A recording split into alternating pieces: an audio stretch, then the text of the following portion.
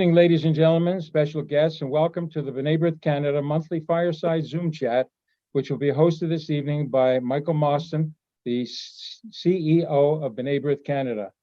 I'm Aubrey Zeidenberg, a volunteer of B'nai B'rith for over 30 years, a vice president of B'nai B'rith International, and founder of the national chair of the Special Advisory Council to the League for Human Rights since 2004. Tonight, we are going to be joined by Eric Bissell, who will be on this call with us. He's not on with us yet. He will be shortly. And we'd like to thank Eric for his continued hard work. He's a very dear friend of B'nai B'rith, and he is an honorary president for life, Eric Bissell. These monthly events are part of a series done in conjunction with our League for Human Rights, which is comprised of over 35 committed liaisons to the diverse multicultural communities, the collective minorities, the new majority is reflective of the new face of Canada. This advisory council is now in its 20th year and brings together community leaders under the umbrella of B'nai B'rith in an unsinkable friendship as friends of the family we choose for ourselves. Tonight, we are also very fortunate to have with us the head of our League for Human Rights, Marvin Rotran. And Marvin, thank you for joining us this evening. For the last 9 years, I have also co-chaired with the head of Intelligence and Organized Crime, the York Regional Police Chiefs Community Advisory Council, ISCAC. We are fortunate to have members of the B'nai B'rith Advisory Council and senior police officers on our council. Our Integrated Strategic Community Advisory Council does deal with organized crime, terrorism, guns and gangs, drugs, vice, and human trafficking. 8 of our members of our B'nai B'rith Canada Human Rights Advisory Council are also now members of the Police Chiefs Diverse ISCAC project. Impressive past Zoom guests have been Jason Kenney, Diane Francis, Richard Heidemann, former world president of B'nai B'rith, CIBC world president, Victor Dodik, CEO, Victor Dodik, Pierre Poliev, Jim McSween, the chief of the York Regional Police. We've had Tom Creek, the commissioner of the OPP, John Tory. We've enjoyed Ernie Eves, the former premier of the province, Delio Pekakew, one of the great First Nation attorneys in Canada, Majid Al-Shafi of One Free World International, and more recently, we've had Michael Kersner, our Solicitor General for the province of Ontario, and retired Canadian Senator Jerry Grafstein. This evening, we're going to do a fireside chat format. It will last for 45 minutes and will consist of a question and answer discussion based on questions that were sent in advance and developed over at the B'nai B'rith Canada offices. The last 10 to 15 minutes will be open to a question and answer opportunity to our guests that are online with us. Everyone, if you would please take a moment now and mute your phones or your computers, it would be appreciated as we now move over to Michael to be able to host this event. In advance of that, let me just do a nice introduction of our special guest this evening, Ms. Idit Shamir, who began her career as the Consul General of Israel in Toronto and Western Canada, August of 2021. She brings rich diplomatic experience from her service in China, Japan, Thailand, and Cambodia. Her most recent postings included heading the special projects at the Economic Division of the Ministry of Foreign Affairs, and until recently worked on the economic implementation of the Abraham Accords. Prior to joining the Foreign Service, she had a private law practice that specialized in representing victims of domestic violence. She also served as an apprentice in the legal department of the Israeli Parliament and the Association for Human Rights in Israel. She holds a Bachelor of Laws degree from Bar-Ilan University and a Master's of Law degree from the Hebrew University in Jerusalem. Ladies and gentlemen, Consul General, Ms. Idit Shamir, and our host, Michael Mostyn. Thank you very much, Aubrey. Good evening to everyone all the way across the country, and welcome, Consul General.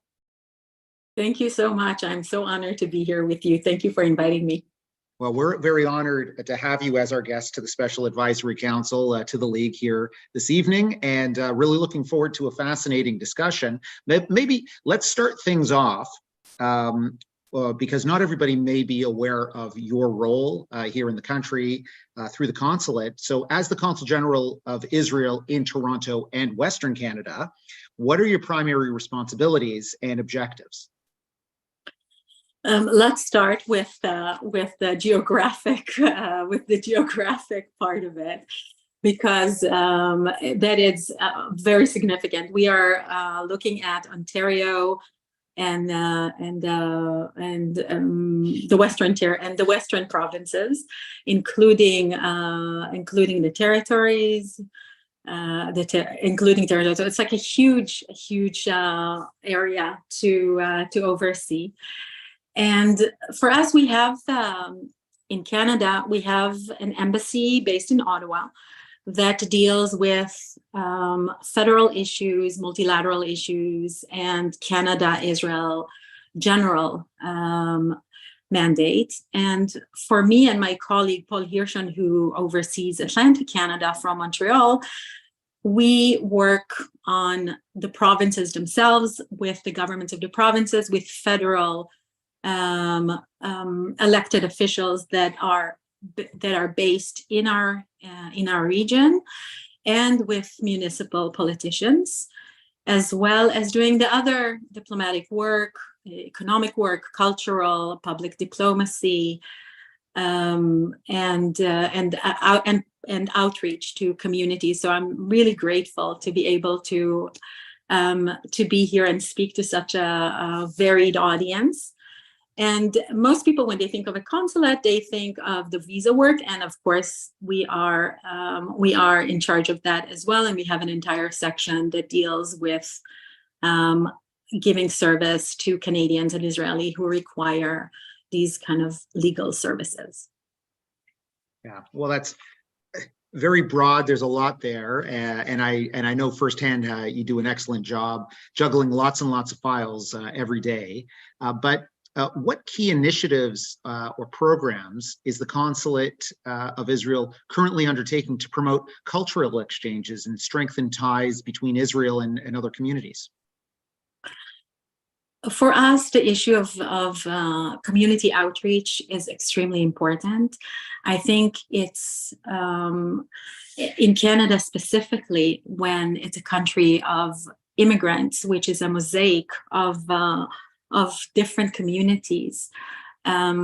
It's very different than in other places. In Israel, for instance, our communities, we consider them a melting pot. So people kind of lose a little bit this identity. But here, I think it's very beautiful that people maintain their identity aside their Canadian identity. So for us, learning more about the different communities and engaging with them in a meaningful way is very significant. We are very interested in the Muslim community, in the Indigenous community, and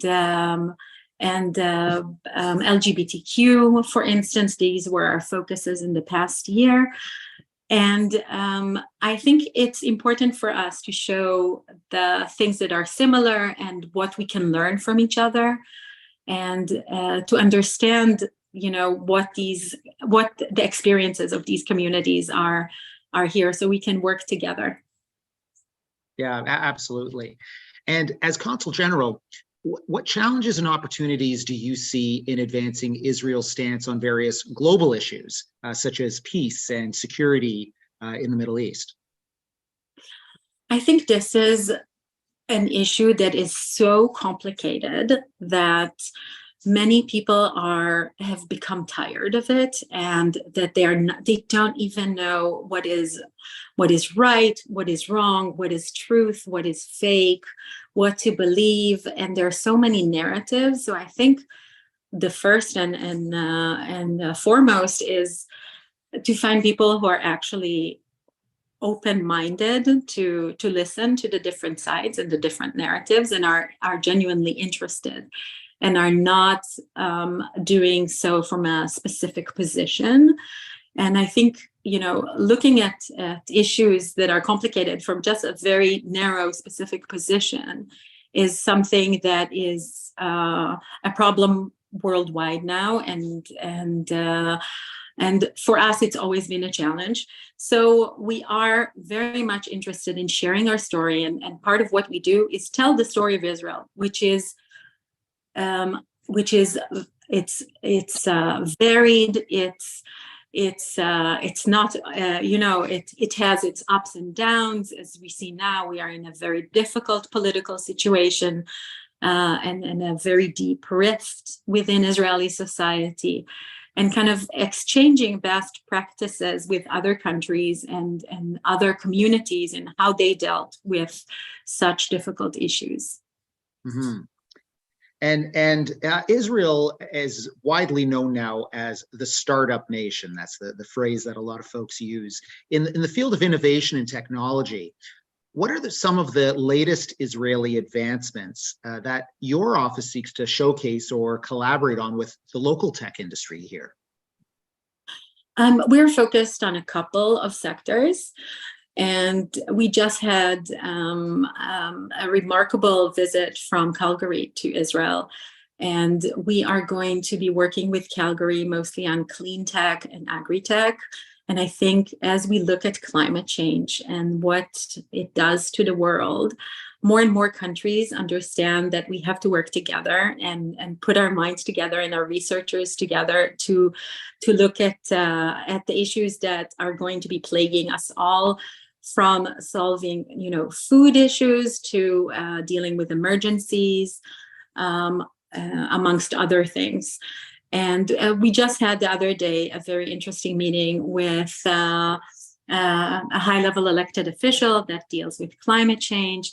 And they were very interested, for instance, in about ways of recycling plastic. And for instance, in Israel, we have a company called UBQ that actually manages to produce plastic pellets from any sort of garbage. They in their pamphlet they say from chicken bones to dirty diapers, and it doesn't sound too pleasant. And recycled bottles, they can use them all and make plastic pellets that can be recycled. So that's like an important solution for this issue. When it comes to other sectors, we're looking to promote models of including minorities in the tech sector. In Israel, we have a very significant portion of ultra-Orthodox communities that are very much secluded because of their own beliefs. They mostly women. They choose not to interact as much with other communities, and yet, being such a small country with a very limited workforce, we really enjoy having everybody participate in order for us to prosper. So in the past 20 years, let's say, if we take, for example, the ultra-Orthodox women in Israel, we have managed to bring their employment participation to almost that of the regular population. And that is really important for us, and it does so. And most of the work that they do is actually, it used to be kind of very low-level education work, and in recent years they have really managed to break into the high-tech sector, and through these very innovative models that allow for boot camps to be done in remote communities and adapted to the cultural and religious requirements of these communities. And with a lot of local mentorship, they were able to increase their their wages tremendously, and that breaks stereotypes. It brings wealth to families that have, in the ultra-Orthodox community, they have many children. In the Jewish ultra-Orthodox community, the men are expected to study biblical studies and focus on that, and the women are the providers and the caregivers of the children. And again, they have many children. So to be able to do that and do it successfully is something that I think brings a lot of opportunities, and it promotes gender equality within that community, and it breaks the stereotypes of the ultra-Orthodox in Israel as other communities, like the Jews here, they're being subjected to. So when you're able to break that and have such a successful model, what we're trying to do is work with other communities here and share this model, and try to see how it can be adapted to Canada. Yeah, and you'd mentioned stereotypes, and certainly Israel being a small country, you wouldn't know it's a small country from how often perhaps it's in the news media. But as an advocate for Israel, how do you address misconceptions or stereotypes about the country and its various policies? I think we can only tell the story, and I think we can tell it authentically from a personal point of view, to share experiences, to ask people what they would do if they were in the shoes of Israel. What would they do if they had, thousands of rockets being shot at their main cities? What would they do if they had to deal with daily terrorism attacks? How would they react? And again, this is so politicized that it's many times challenging. But when you look at facts like how many times has Israel been voted against in the UN, in the various committees, for example, the human rights forums in Geneva. And I remember being there once, and I just couldn't believe that countries that are well known for being, extremely challenged in the fields of human rights are actually the ones sitting there in the Committee for Human Rights, or the Commission for Human Rights. It had different names along the years, and having the audacity to criticize other countries. So I just find it cynical in many ways. And Israel has been targeted by such a significant number of these resolutions at the UN that you think, my God, how this is so politicized. It's actually losing its authentic meaning. And again, when I had an opportunity of spending a month in Geneva, and it was a very difficult emotionally to be there. But I think one of the most ironic things was that they actually managed to denounce Israel for having child soldiers, because as we have a mandatory military service, and some kids are younger than others, so they might finish 12th grade. Kids are usually enlisted at 18, and if they were let's say 17 and 10 months, and they were enlisted in a very prestigious course, like a pilot's course, which takes several years, they said, okay, you have child soldiers. So it's really ridiculous and very hard to hear. And it's a war that we have a very hard time combating, mostly now with social media being such an important player in this field, and with very little opportunity to actually for people to actually know, again, what is true, what is false, what is being promoted through foreign interference. For instance, we just recently had We just caught Iran Iran is well known for trying to spread divisiveness within Israeli society. It goes from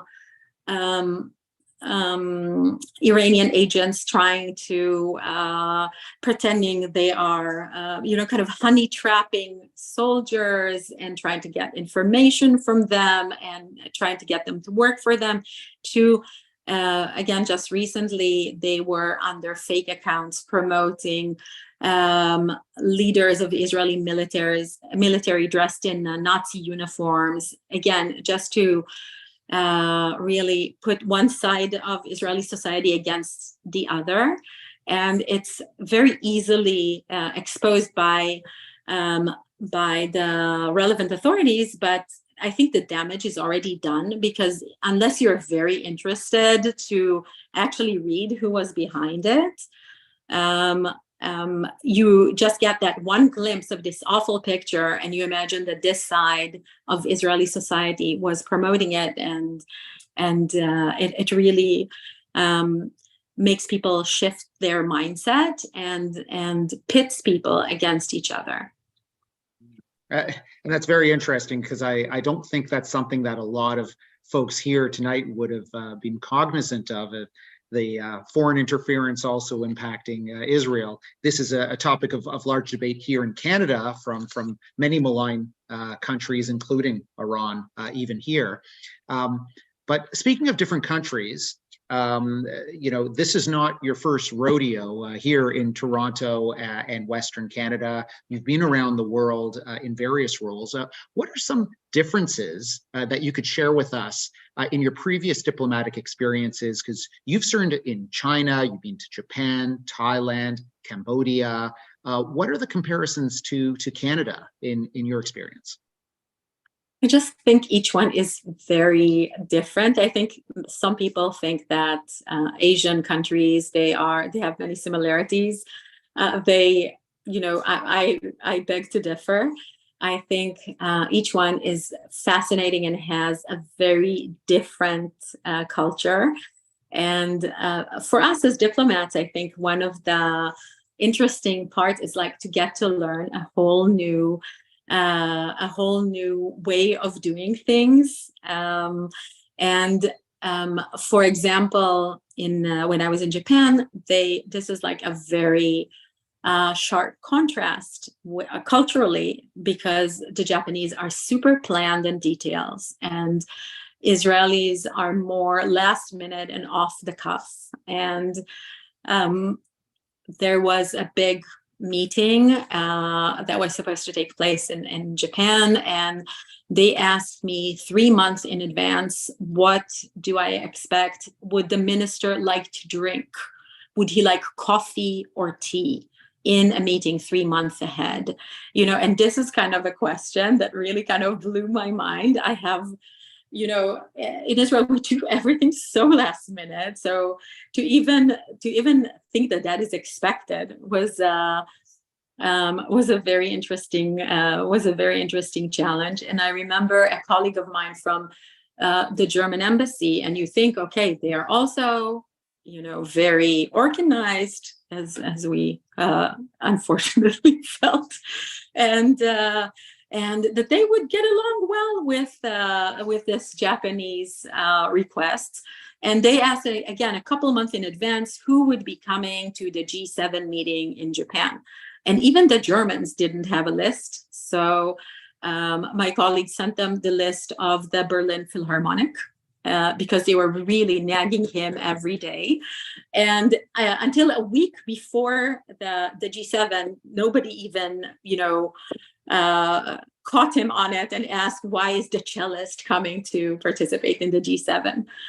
I think with Canada surprised me because it was quite different than what I expected. I was really thinking it would be very kind of close to the American way of doing business, and it's very different. I find it fascinating. I find it sometimes challenging. but each and every country has its own set of challenges, and it's so interesting to learn about ourselves and find way to bridge this, to bridge these gaps. But again, Canada, I think, is, it's an ideal coast for us. We have the most incredible Jewish community. I never had a Jewish community. We always had just expat. In other countries, we had expat communities. So working here with the Jewish community and learning from their experience and building upon the work that was already done before with their help is such a great opportunity.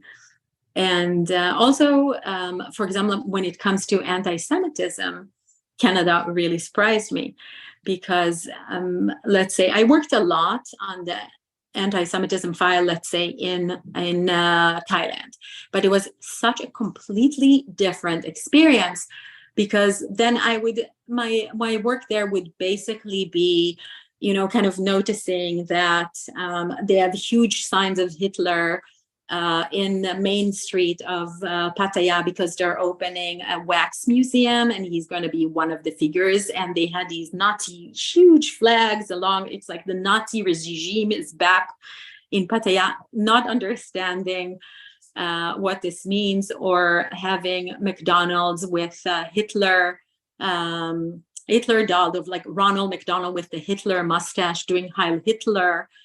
All sorts of like really things that basically we had to help them, to help educate a population that didn't get the opportunities like in Canada to learn about the Holocaust and its impact on future generations. And here I was really surprised on how sophisticated the anti-Semitism here, how it's incorporated in institutions, and how difficult it is to identify and to call people on it, because they mask it in other ways, like being anti-Israel whilst they're actually anti-Semite. And I think that's why I really admire the work that May Brith is doing in Canada, doing incredible work, to call these people out, not to be afraid, and to really fight this, because if we don't fight this form of racism, it is a disease within a nation. It will show itself in other places. As we always like to say, the Jews are the canary in the mine. They're not the end of the story, and other minorities will be bearing the brunt of this racism at a later stage. No, that's I agree entirely, and I think we're going to come back a little bit more to talk about that anti-Semitism and the masking of it here. But in your experiences, you're not a lifelong diplomat. You started off in private practice, specializing in domestic violence cases in your career, and then you transitioned into the Foreign Service. Can you just for a moment tell us what that transition was like? From a very young age, I knew I wanted to be a human rights lawyer. And I was pursuing, that and kind of building my CV. So I'll be accepted to law school, which was very difficult at the time. And when I started doing human rights work in my internship at the Association for Human Rights, I was a bit disillusioned, because I wanted to help everybody, and then Association for Human Rights, they can only really pick and choose who they help, and they only help the perfect cases that make the perfect precedent. And for me, that was very difficult, being very young and idealistic. And when I got my license and opened my practice and was working mostly on domestic law from a gender perspective. And in Israel, again, we are a country that is full of challenges. It's wonderful, but it has many challenges, and we can see them manifesting right now. But one of them is that religious law rules the domestic law in Israel. So divorce, we don't have civil divorce, only religious divorce. And in Judaism, the religious divorce, it has to be consensual. And if one side does not consent, then there are a lot of problems, mostly for women, including not being able to have more children and not being able to have a partner, and if they do, they will be cast out of the Jewish community, for them and their children for 1,000 generations, which is very harsh. So to be working with women who are victims of violence in these circumstances was very difficult, because the women, they have their own kind of pathology of acting when they are victims of gender-based violence, and they would go back to their abusers time and time again. Usually it's 10 times before they manage to actually get out of these abusive marriages. And being very young, it was just super difficult for me, and I didn't see any progress that could be made. And I was just burnt out, and I would sit with my clients and cry, because there's so little that we could do. And then I thought, well, let's try and change things from within. And I saw an opportunity to join the foreign ministry. And instead of really being in dispute and arguing with very, aggressive lawyers all day, I thought, okay, it would be nice to just be pleasant to people all day long, and to try and build bridges instead of fighting over, the extension cord of the electricity on a daily basis. And I was expecting to do it as like a short break and then go back. And then I found that I could really do so much of what I love, and the work is so varied. It's it can go from writing deep political analysis to meeting world leaders, to hosting and to cooking and hosting people at home for dinner, and understanding different cultures and meeting different people. I love it so much. And every time the focus is different, from economic to culture to technical cooperation. So for me, I really found my calling, and I've been doing this surprisingly for 25 years now. So I still enjoy it and go happy to the office every day. Yeah, well, that's very inspiring, and certainly the Jewish community in Toronto and throughout Western Canada knows how passionate you are in your job. So I think we're all happy you took that little career turn. But leveraging your legal background, how has that helped you in your diplomatic endeavors? I think being a lawyer is a way of thinking. And I think it really helps me in ways that I analyze problems and issues. Also, diplomacy has a significant element that includes multilateral negotiations, writing texts, agreeing on treaties and agreements. So I had the opportunity, working in the international organizations department, to be part of that. And that is fascinating. And that was also something that I got to do with our new friends from Morocco and Bahrain and UAE, and just work on these texts and how do you make them the most effective? How do you bridge these cultural gaps? And it's legal terms. It's stuff that you learn while you study law. So I felt that was really beneficial. Yeah, absolutely.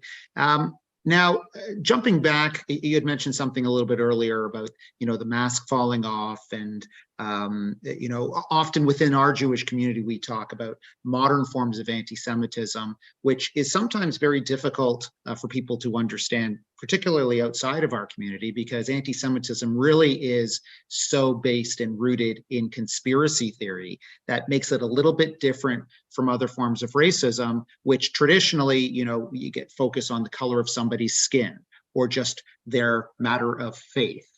Or other identifiable characteristics, and being a people and having this conspiracy. And now, of course, with many Jews on university campuses in Canada, for example, that get blamed for the actions of the state of Israel themselves. Again, it's a little bit different, but there's this thing called the BDS movement, Boycott, Divestment, and Sanctions of Israel.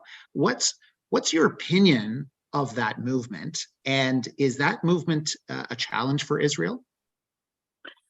I think it's something that we are following. I think it's many times not as, definitely here, it's not very significant. I think many times it backfires on the people who are dealing with BDS, because again, you are trying to eliminate the participation of, let's say, academics from Israel because of your political belief, and you're basically limiting, you're basically hurting yourself, because and you're hurting the cause if this is something that you truly believe, because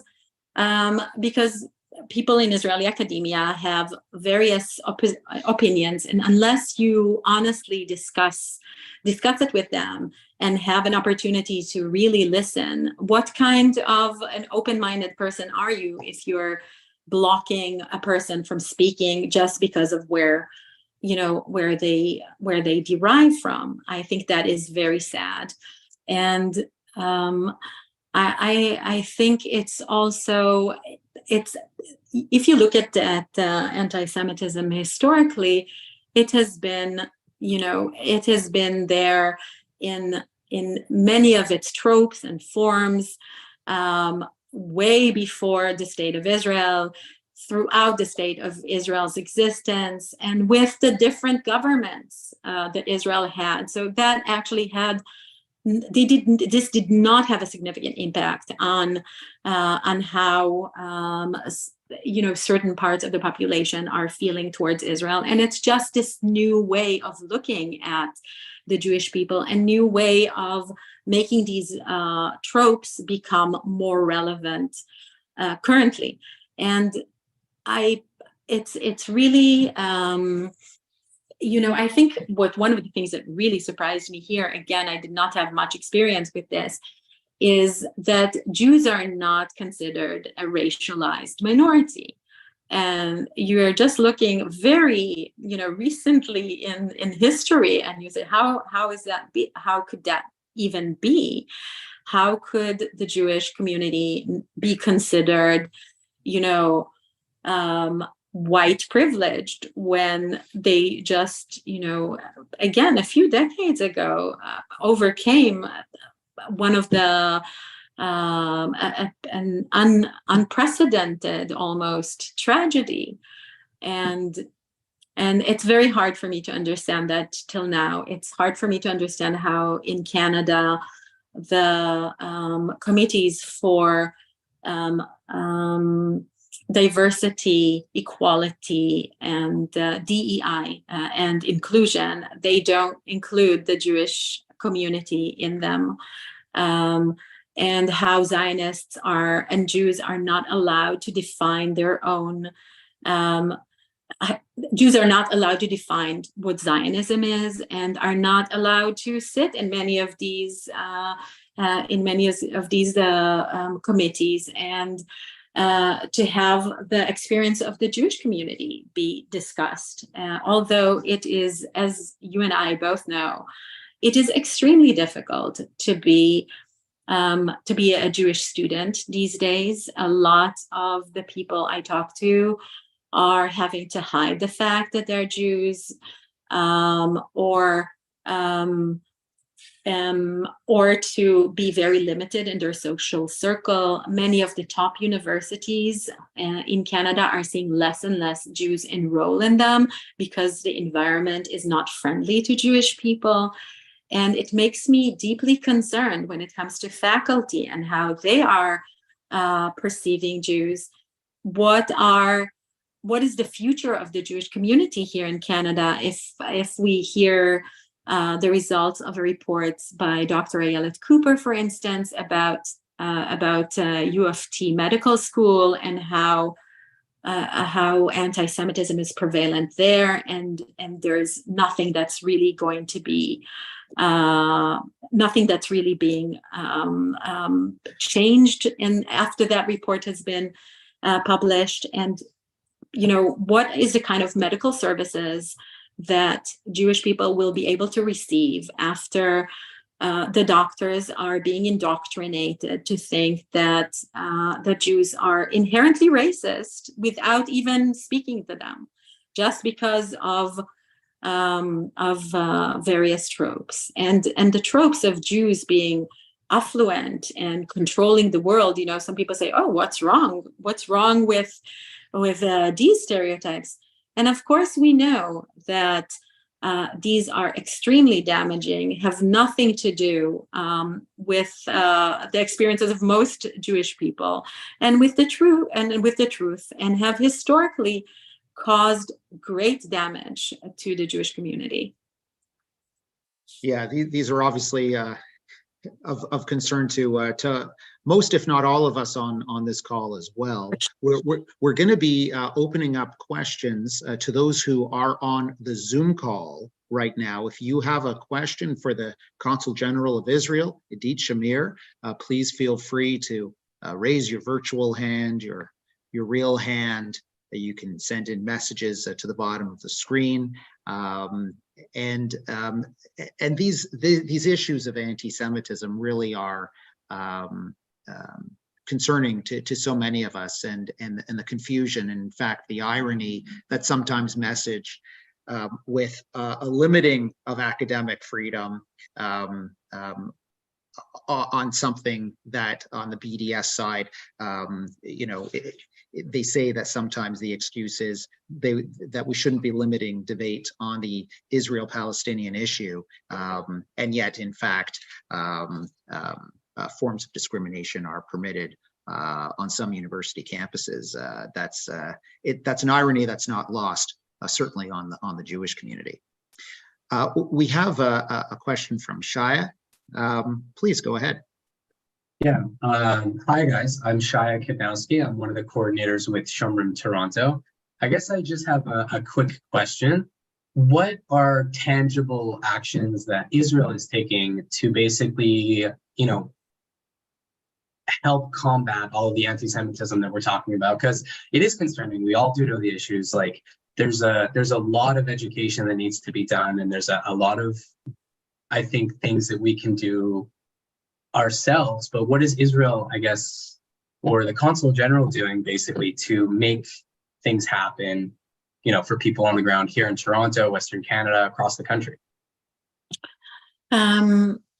I think this is a great question, and a somewhat complicated one, because I think, I'm not a native Canadian, and my standing to say to a university, you are engaged in anti-Semitic behavior is not as strong as if a Jewish Canadian student would come and say to them, look, what you're doing is wrong. This bothers me as a Canadian. So it's a very complicated question. Where should we take the front, where we should take the lead, and where the local community will take the lead? I think in places like Toronto, where you have a very strong community, you do an incredible job with this, and the ways that we can support that is by as we do, by advocacy to the different elected officials, and saying that, for instance, deterrence is not enough, that allowing, for instance, the Al-Quds demonstration with so much hate being spewed, with terrorists speaking at the microphone, is endangering the Israeli population and the Jewish population. So we have this opportunity to engage at a very high level, from leader of a country to leader of a country, for the highest level of elected officials here. And another way of the work that Israel is doing is bringing Jewish communities together and having opportunities to discuss this and strategize together. One of the things that I'm very proud of was actually accomplished by a friend of mine, Ambassador Ron Adam, when he was posted to the United Nations. He was the one who initiated International Holocaust Memorial Day. That wasn't there before, and that actually had a lot of pushback from many, many members of the UN at the time. And he worked very hard with others in the Israeli delegation and with partners, and made, I think, a huge difference. Mostly, again, in Canada, you mark Holocaust Remembrance Day on several occasions. But in many other countries, this is something that they could easily ignore. And the fact that there is an International Memorial Day would allow us to bring this to the attention of members of elected officials of those countries, of education systems, and will give us an opportunity to focus on this issue and the lessons that could be learned from it. In countries, again, like, for instance, Thailand, where people are not naturally very much aware of what went on in the Holocaust, and how does that relate to their reality, even though it does in many ways. But I hope that third part of it. Absolutely, thank you. And speaking of public displays of terrorist propaganda and issues of law and order, I'd like to now turn to former Chief of Police Armin Labarge, who has his hand kindly up in the air. Thank you. I think Marvin was ahead of me, Michael. He was, but just. That's all right. Wanted to turn the honor with Marvin's permission.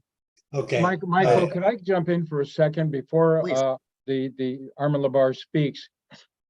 Just so our Consul General knows a little bit of background, Armin Labarge is the former Chief of Police in York Region. York Region being the home of the largest Jewish population in Canada. And I've had the good pleasure, going back 20 years, to have begun working with Chief Labarge, who was really the initiator of the programs, working with the outreach to the diverse multicultural communities, and ensuring that the hiring practices within York Regional Police was reflective of the community. And that work continued through the chief that followed him, and all the way to our current chief, so that everything all the seeds that Chief Labarge planted, we are now having the benefit, where the footprint of the largest Jewish population in Canada, we have at street level, at ground level, never mind in the political world and all of that work up there, but at ground level, we've got the fruits of the labors that began with Chief Labarge. Sorry to interrupt, but I just wanted to make sure we knew that. Yeah, thank you for that. Thank you, Aubrey. Madam Consul General, I've been to Israel 3 times, and on all 3 occasions before I went, my fellow colleagues and pilgrims that accompanied me had fears and apprehensions about visiting Israel because of the portrayal of the level of violence in mainstream media. And on each occasion that I went there, never did I feel unsafe. In fact, hats off to the Israeli police services for doing an incredible job in all of the different cities and towns and places that we visited. So what would you say to Canadians who would like to see Israel firsthand and may have some fears and apprehensions based on what they're seeing on CNN or some of the mainstream medias here in Canada? I think it's a bit like Israelis asking when they were evacuating Yellowknife how dangerous it is in Toronto. So it's, you have to put things are happening. I think Israel is a very safe country relatively. And this is definitely not something that would impact your everyday life and occurrences. Again, not in extreme situation like when rockets are being fired, but the regular day-to-day life of Israel. People are feeling very safe. They are out and about in the streets. Our weather is very welcoming. People, because of this kind of background of the Jewish people in Israel, people can really enjoy the moment, and it's a wonderful experience.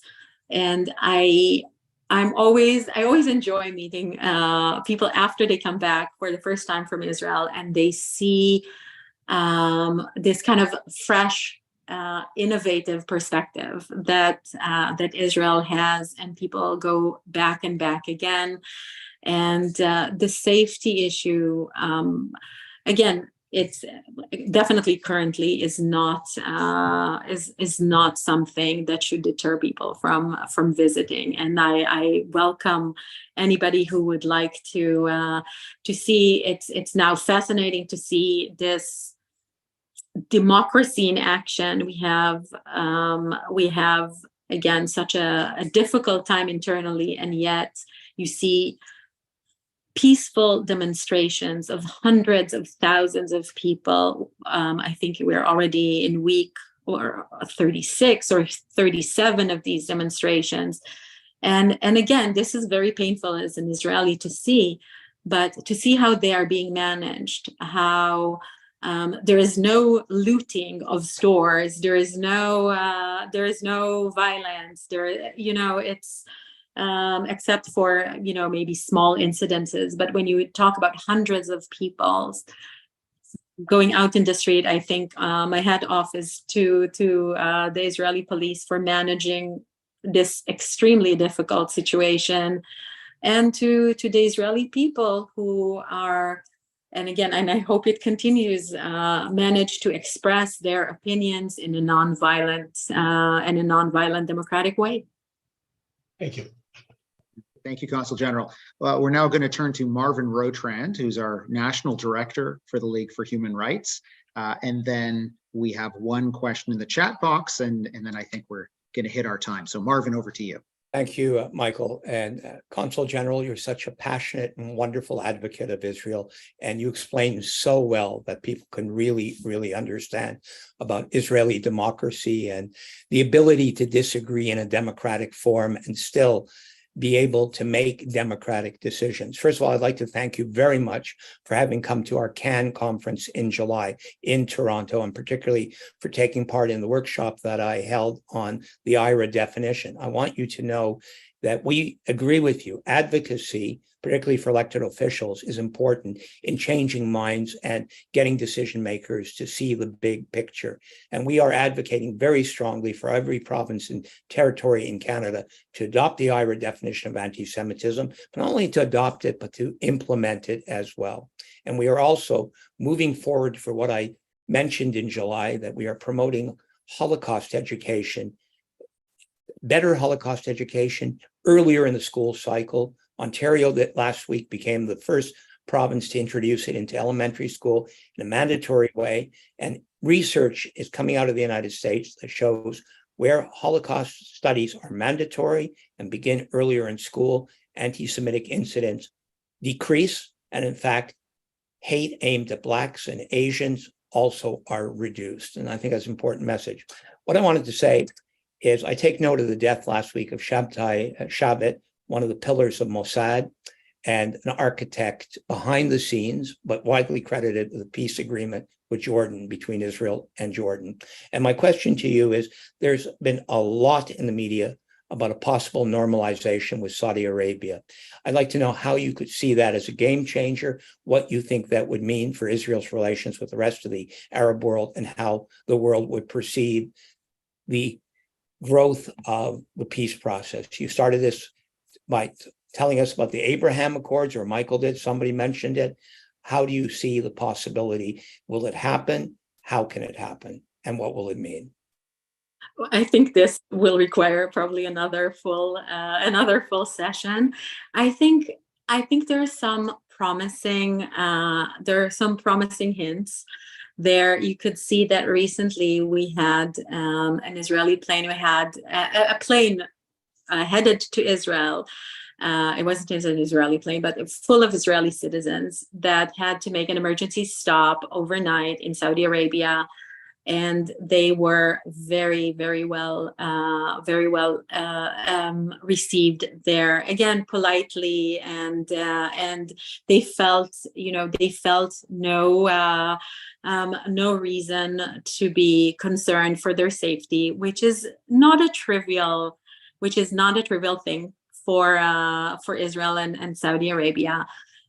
We saw for the first time an official Israeli delegation participating in an international meeting in Saudi Arabia. So I think all of these are very good signs. The rest, I think we would leave for a future longer conversation. I think right now things are going behind the scenes, and I think maybe sometimes it's better to leave them behind the scenes until they are finalized, because there are so many forces that try to disrupt it and try to use any and every excuse not to let peace in the Middle East occur for their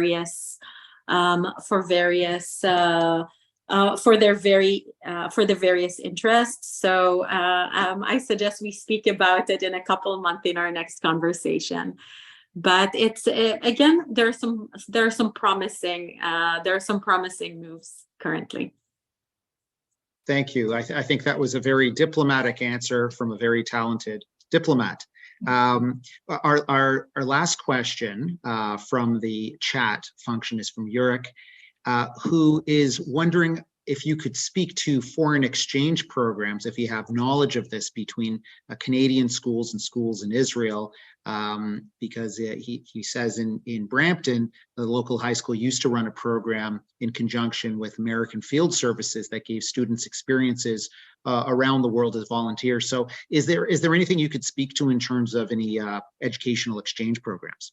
There's so many, but I think they are focused on the university level and are done. I think there are hundreds of and thousands of Canadian and Israeli students who had the opportunity to study.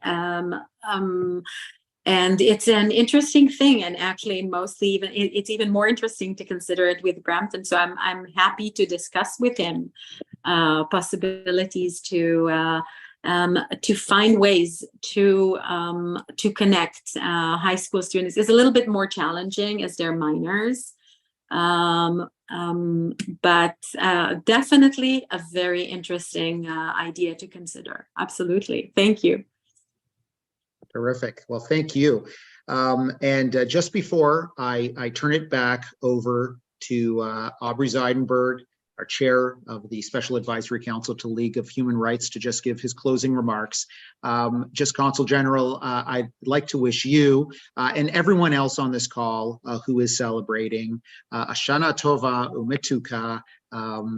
May 5784 be a year of world peace, and not just here in North America, but in the Middle East and Israel as well. Communal solidarity, because unity is so important, and it's not an issue that I think is paid enough attention to everywhere, and also to Jewish unity. So thank you so much, Consul General. Aubrey, back over to you.